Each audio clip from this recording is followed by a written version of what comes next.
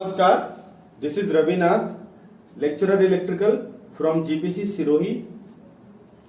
आज हम induction motor में बात करेंगे। इंडक्शन मोटर के फुल इक्विवेलेंट इलेक्ट्रिकल सर्किट का और उससे फेजर डायग्राम ड्रॉ करेंगे और देखेंगे मैक्सिमम पावर का कंडीशन क्या है, मैक्सिमम पावर कैसे निकालेंगे उससे। तो सबसे पहले हम बात करते हैं इक्विवेलेंट सर्किट की।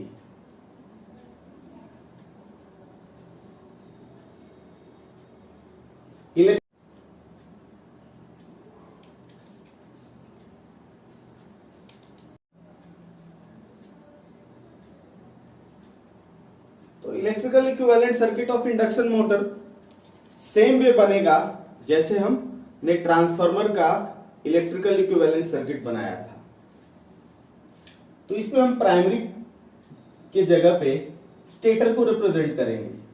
स्टेटर का रेजिस्टेंस होगा, स्टेटर के वाइंडिंग का रेजिस्टेंस R1, उसका लीकेज रिएक्टेंस प्राइमरी वाइंडिंग का, स्टेटर वाइंडिंग का X1। इसमें भी शंट ब्रांच होगा। शंट ब्रांच में दो कंपोनेंट होंगे, एक कोर का रेसिस्टेंस और एक रिएक्टेंस, शंट ब्रांच रिएक्टेंस है।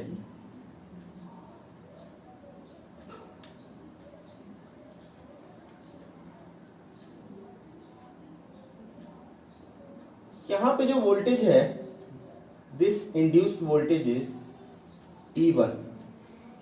अब इस सर्किट में हम रोटर जोड़ेंगे, मतलब रोटर के इक्विवेलेंट इलेक्ट्रिकल सर्किट को स्टेटर में ट्रांसफर करेंगे। ये उसी तरह से हुआ जैसे सेकेंडरी को हम प्राइमरी में ट्रांसफर करते हैं। तो इसका मतलब कि रोटर के रिएक्टेंस को X2 के जगह पे हम अब X2 डैश लिखेंगे। और यहां पे हमने R2 को दो भाग में R2 अपॉन S को दो भाग में बांटा था। एक R2 जिसके जगह पे R2 डैश हो गया, और एक R2 into 1 minus S upon S, तो डैश हो गया। डैश क्या रिप्रेजेंट कर रहा है कि सेकेंडरी को, रोटर सर्किट को स्टेटर सर्किट में, सेकेंडरी को प्राइमरी सर्किट में ट्रांसफर किया गया है, जहां की R2 डैश क्या है, A स्क्वायर R2 है। A क्या है, ट्रांसफॉर्मेशन रेशियो है।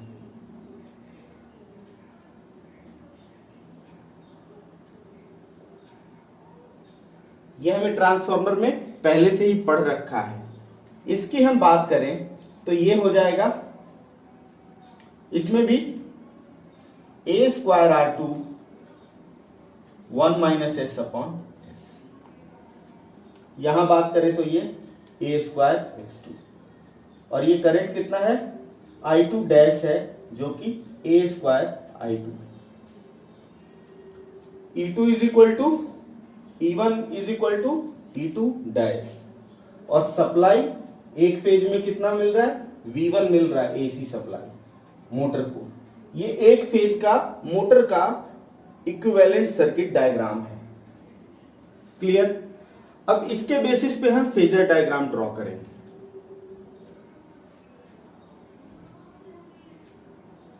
अच्छा, एक चीज और, इसको हम लोड रेसिस्टेंस बोलते हैं, तो इसको हम दर्शाएंगे RL डैश से। इस डायग्राम को इधर ट्रांसफर करते हैं और इस डायग्राम के बेसिस पे फेजर डायग्राम इंडक्शन मोटर का ड्रॉ करते हैं। तो one phase electrical equivalent circuit three phase induction motor का ये बन के आया। ये जस्ट लाइक ट्रांसफार्मर है। डैश किस लिए है, ट्रांसफॉर्मेशन रेशियो का स्क्वायर से मल्टीप्लाई होने के चलते। हमें बिल्कुल पता है, यदि ट्रांसफार्मर पता है तो ट्रांसफॉर्मेशन रेशियो 1 होगा तो डैश नहीं होगा। अब वही टर्न रेशियो की बात करते, यहां पे टर्न रेशियो N या K इस्तेमाल करते, तो यहां पे A स्क्वायर से मल्टीप्लाई होने की जगह पे के स्क्वायर या एन स्क्वायर से डिवाइड हो जाता। तो अब हम इसके फेजर डायग्राम की बात करते हैं। फेजर डायग्राम में सबसे पहले हम फ्लक्स की बात करते हैं। एयर गैप फ्लक्स फाई है, तो फाई और नीचे एयर गैप फ्लक्स फाई है, तो फाई इंड्यूस करेगा प्राइमरी स्टेटर और रोटर दोनों में ईएमएफ इंड्यूस करेगा। रोटर में ये ईएमएफ इंड्यूस कर रहा है E2 और स्टेटर में इंड्यूस कर रहा है E1। अब E1 ही E2 डैश है, इसमें a स्क्वायर से मल्टीप्लाई करें, इसमें a से मल्टीप्लाई करेंगे, E2 में a से मल्टीप्लाई करेंगे तो हो जाएगा E2 dash.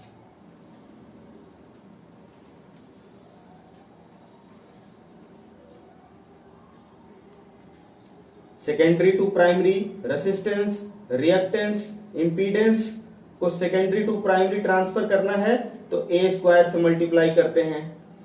Secondary to primary voltage को ट्रांसफर करना है, E या V को ट्रांसफर करना है तो a से मल्टीप्लाई करते हैं। सेकेंडरी टू प्राइमरी करंट को ट्रांसफर करना है तो a से डिवाइड करते हैं 1/a। तो ये हमें पता है। तो इन दोनों के बीच a का मल्टीप्लीकेशन है, a मल्टीप्लाई कर देंगे तो हमें E2 डैश या E1 मिल जाएगा। अब रोटर का इंड्यूस्ड वोल्टेज और रोटर के करंट के बीच, रोटर का करंट कितना है I2 डैश है। प्राइमरी में हम दिखाएंगे ट्रांसफर करके तो वो हमें क्या मिलेगा I2 डैश मिलेगा। This is I2 dash. Clear. अब हम बात करते हैं नो लोड करंट के दो कंपोनेंट की। तो नो लोड करंट का जो दो कंपोनेंट है, पहला कंपोनेंट है वॉटफुल कंपोनेंट IC।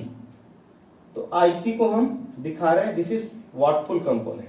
और जो वॉटलेस कंपोनेंट IM है वो फाई के डायरेक्शन में है, जस्ट लाइक ट्रांसफॉर्मर।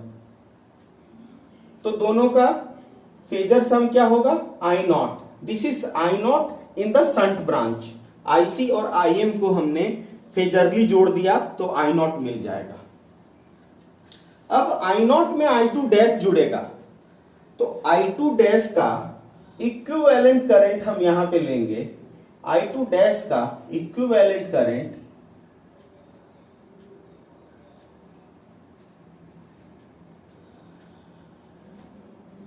प्राइमरी में लेंगे तो I2 डैश और I0 दोनों जुड़ के I1 मिलेगा।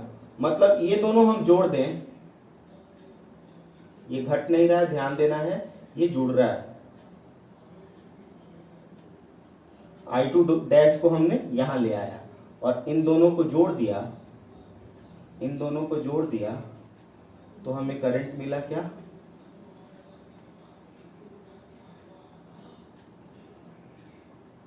ये करंट है I2, sorry I1। I1 is what, I1 is I2 dash plus I0। Clear. अब ये E1 को हमने यहां लिखा। रोटर में इंड्यूस्ड जो EMF है वो प्राइमरी में ट्रांसफर है तो उसका इक्विवेलेंट प्राइमरी में हमने E1 यहां पे लिखा। अब E1 में हम V1 is equal to what, E1 plus I1 R1 phasor plus I1 X1। तो ये फॉर्मूला इस्तेमाल करके E1 में पहले हम I1 R1 जोड़ेंगे।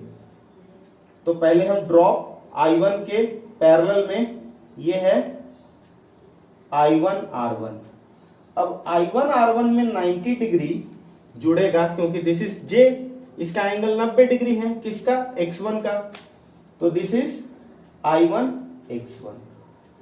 अब ये दोनों जुड़ के क्या बनेगा, E1 I1 R1 and J I1 X1, ये मिलेगा हमें V1, ये मिलेगा हमें V1। और ये रोटर इंड्यूस्ड ईएमएफ और रोटर के करंट के बीच एंगल है φ2, और ये एंगल है φ1, V1 और I1 के बीच एंगल, और ये वोल्टेज है V1 फेजर है। तो इस तरह से कंप्लीट फेजर डायग्राम हमने बनाया।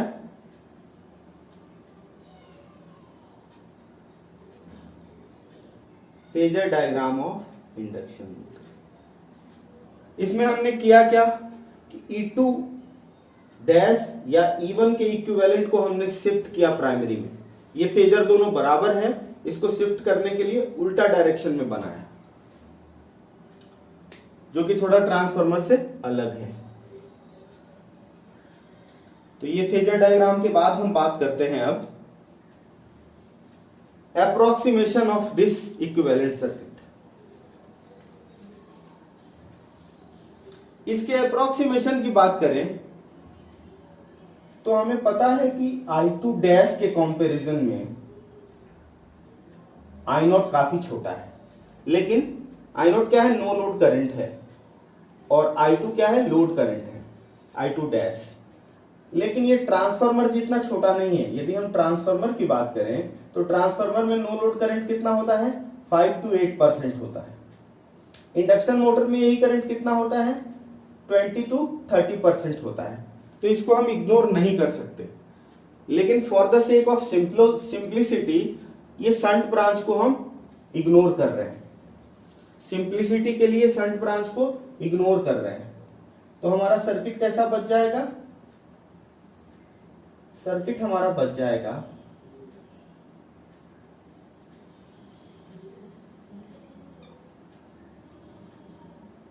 कुछ इस तरह का। ये है RL डैश। RL डैश कितना है, R2 dash 1 minus S upon S। ये क्या है, X2 डैश। ये क्या है, R2 डैश। ये क्या है, X1। ये क्या है, R1। और this is voltage V1। Shunt branch is neglected, ignored, eliminated for the sake of simplicity। अब हम बात करते हैं कि इस R1 और R डैश को हम जोड़ सकते हैं और उसको लिख सकते हैं, यहीं पे लिख देता हूं मैं, R1 और R डैश को जोड़ के R इक्विवेलेंट लिख देते हैं। तो R इक्विवेलेंट कितना होगा, R1 प्लस R2 डैश। उसी तरह से इसको हम लिखते हैं X इक्विवेलेंट। X इक्विवेलेंट कितना है, X1 plus X2 dash. Clear. तो ये हमारा approximate equivalent circuit, electrical equivalent circuit 1 phase का ऑफ 3 फेज इंडक्शन मोटर मिल गया। करंट इसमें फ्लो हो रहा है I2 डैश, और शंट ब्रांच को इग्नोर कर दिया है तो वही I1 ही है। क्लियर। अब इससे हम पावर डेवलप निकाल सकते हैं। तो जो पावर रोटर में डेवलप हो रहा है, जो पावर डेवलप्ड हो रहा है, this is power, not developed, power transferred to the rotor.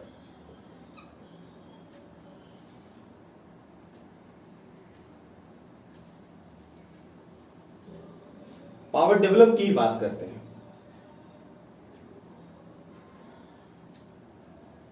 Power developed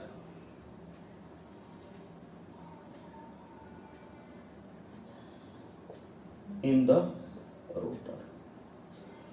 rotor का आउटपुट पावर, जो डेवलप होगा पावर, वो इस रेसिस्टेंस में जो पावर होगा वो आउटपुट पावर होगा।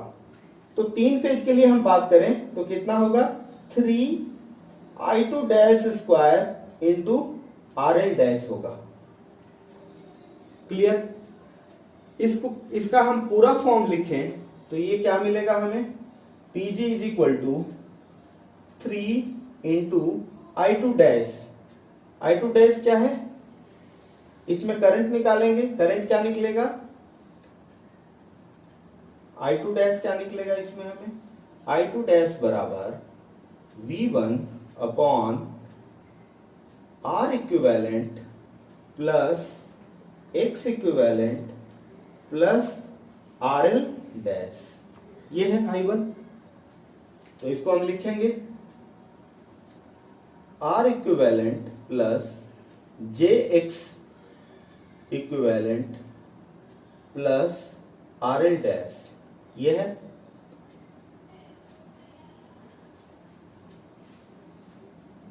इसका स्क्वायर, क्योंकि करंट का स्क्वायर है, इंटू RL डैश। ये पावर डेवलप होगा रोटर में। लेकिन हमने सर्किट थ्योरी में एक और चीज पढ़ा है। सर्किट थ्योरी में क्या पढ़ा है, कंडीशन फॉर मैक्सिमम पावर पढ़ा है।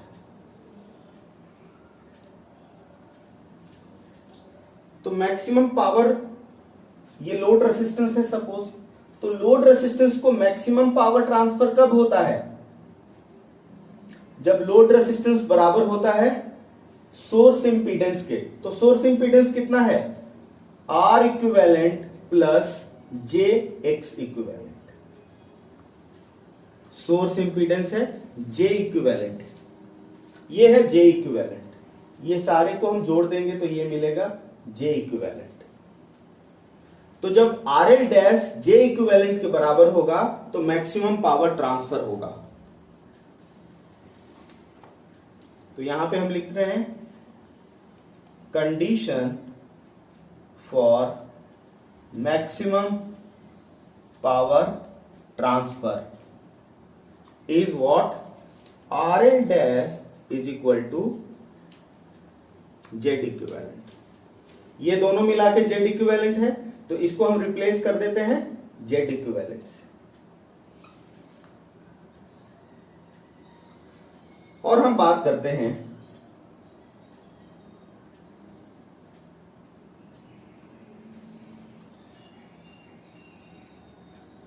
ये हो जाएगा PG is equal to,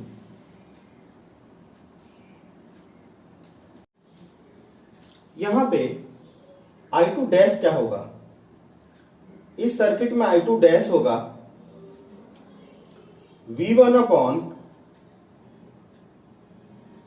R equivalent plus RL dash plus JX equivalent. तो हम उसके स्क्वायर की बात करें तो ये स्क्वायर हो जाएगा और यहां पे हो जाएगा R equivalent plus RL dash plus X equivalent square, ये हो जाएगा। इसका मैग्नीट्यूड फॉर्म लिखें तो R equivalent plus RL dash square plus X equivalent square का रूट होता, स्क्वायर हो गया तो दोनों स्क्वायर हो गया। ये हमें समझ में आ गया।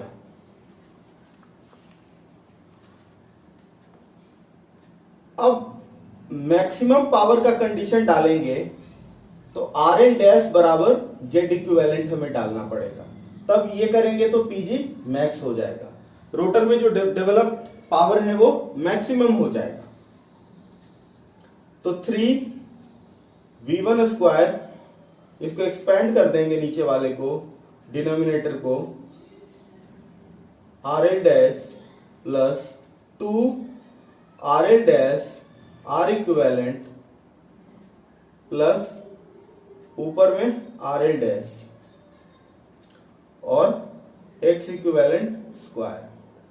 यहां हमें इस कंडीशन को पुट करते ही ये PG मैक्स हो जाएगा। तो P रोटर में डेवलप्ड पावर मैक्सिमम कितना होगा, 3 into V1 square RL dash के जगह पे Z equivalent and R equivalent square plus इस X इक्विवेलेंट स्क्वायर को मैं यहां पे लिखता हूं, X इक्विवेलेंट स्क्वायर,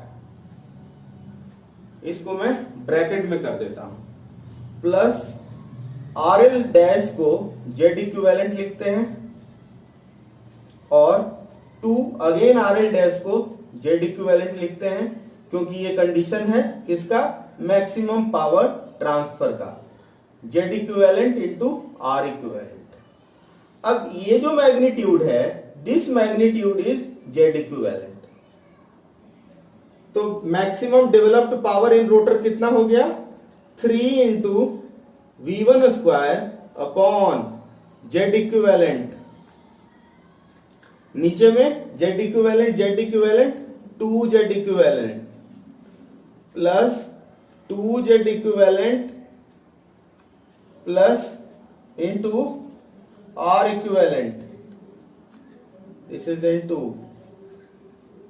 तो यहां पे क्या हो जाएगा, 3V1 square, Z equivalent cancel होगा तो नीचे 2, यहां पे Z इक्विवेलेंट स्क्वायर हो जाएगा, ध्यान देने वाली बात है, दिस इज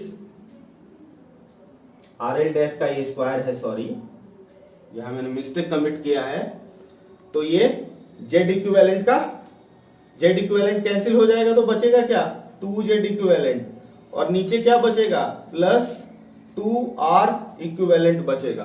तो दिस इज मैक्सिमम पावर। तो मैक्सिमम पावर कितना होगा, Pg max is equal to what, of course ये अप्रोक्सीमेट सर्किट के लिए है, तो Pg मैक्स हो जाएगा 3V1 square upon 2 common Z equivalent plus R equivalent. यदि हमारे पास Z इक्विवेलेंट और R इक्विवेलेंट अवेलेबल है फॉर एनी इंडक्शन मोटर, तो उसमें 3 फेज के लिए मैक्सिमम डेवलप्ड पावर हमें इंस्टेंटली पता हो जाएगा using this relation. Thank you. तो वीडियो खत्म करने से पहले मैक्सिमम पावर का इक्वेशन निकाल के इसके करस्पॉन्डिंग हम स्लिप निकालना चाहेंगे, मतलब कि